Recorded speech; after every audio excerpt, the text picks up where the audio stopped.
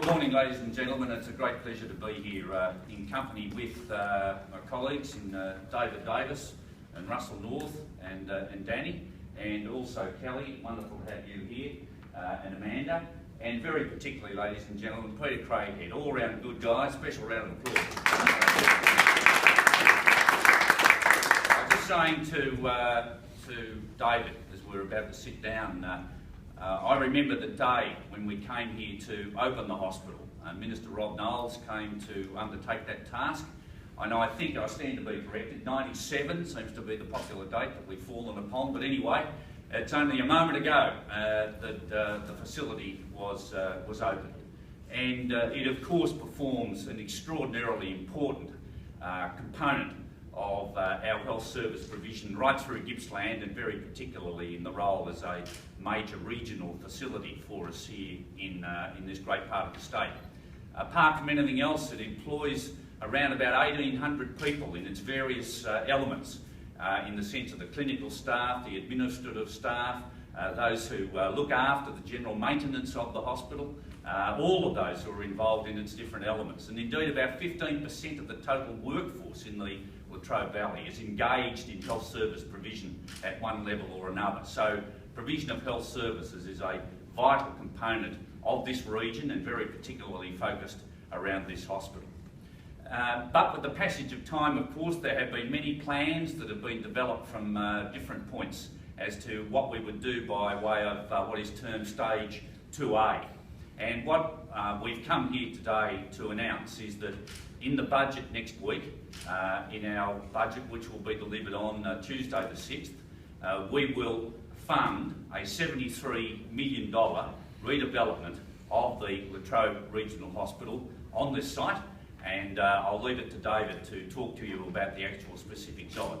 But it is obviously a major boost for the provision of our healthcare facilities in the Latrobe region. Did I hear a round of applause?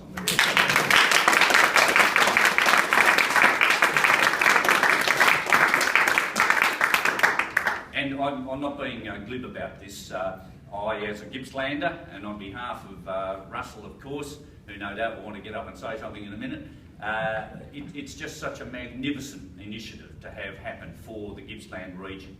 And it will mean that in addition to the other initiatives which we've undertaken throughout the area, it will secure the delivery of health services to the standard which we believe is appropriate and necessary for us in the Gippsland area.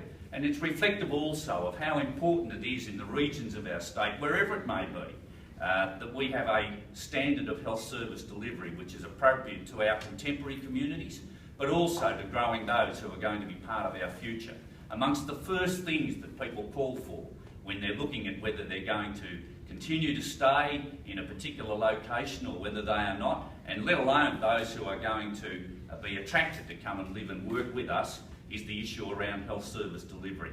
And we've been able to do many things to support the clinical school at East Gippsland, based in Bairnsdale.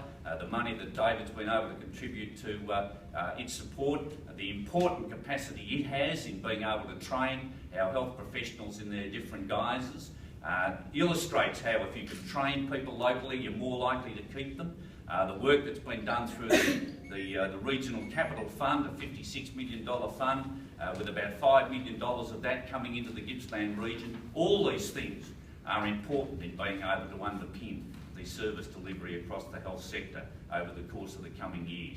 But the pinnacle of it, to have this $73 million secured now, is going to mean a magnificent future for this wonderful hospital, and I congratulate all those associated with enabling this to happen. And I relate that particularly to the local community, which has campaigned hard for this over a period of years. The fact of Russell in his important role, it's been one of the driving ambitions that he brought to the Parliament when he became a parliamentarian. And it's through our government now that we're being able to deliver it at a time when he so recently has been promoted into the Cabinet, so I pay tribute to him. To the board, Kelly, past and present, who've done so much work in enabling this to be, to Peter Craighead, who's been just such a stalwart for the health system throughout Gippsland over the course of the years when he was at Yarram and then at Sale and now at Traralgon.